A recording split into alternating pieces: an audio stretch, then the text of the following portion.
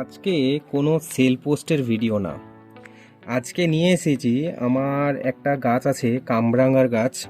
সেই কামরাঙার গাছের ফলন কি পরিমাণে হয়েছে পরিচর্যার ফলে, তো সেটা দেখানোর জন্য এসেছি। এটা আমার একটা 12 ইঞ্চি টবে আছে, 12 ইঞ্চি হবে হয়তো। তো 12 ইঞ্চি টবে আছে, এই টবে কি পরিমাণ কামরাঙা ধরেছে আপনারা দেখুন। এখানে দুটো, আচ্ছা এখানে মোটামুটি 5টার মতন আছে, ঠিক আছে। এইখানে দেখুন প্রত্যেকটা ডালে ডালে। আচ্ছা এখানে দেখুন, এখানে এই যে এই জায়গায়, এবং সর্বোপরি লাস্টে যেটা দেখায় সেটা হচ্ছে এই থোকাটাতে।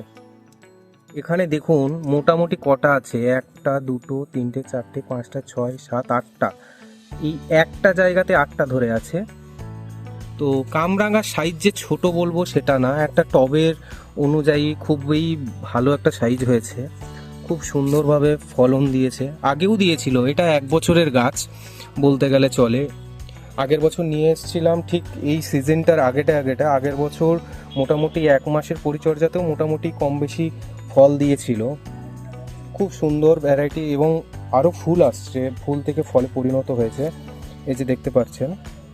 তো সবাইকে বলবো শুধু ফুলের গাছ না, বাড়িতে একটা করে ফলের গাছ অবশ্যই রাখুন, যেটাতে মানে অন্য কোনো সময় হলে ফল পেড়ে খেতে পারবেন। বাজারে তো এমনি তো কিনতে পাওয়া যায়, সেগুলো হয়তো বিভিন্ন ধরনের কেমিক্যাল মিশ্রিত। এটা আমার যে গাছটি করা ছিল, এটাতে আমি সম্পূর্ণভাবে জৈব পদ্ধতিতে করেছি, কোনো রকম কোনো কেমিক্যাল ফার্টিলাইজার ইউজ করিনি। আমি আমার নিজের তৈরি মিক্স যে জৈব সারটা বানায়, সেই সারটা আমি দিয়েই আর কি টোটালি গাছের পরিচর্যা করেছি, তাতে এই রূপ ফলন হয়েছে।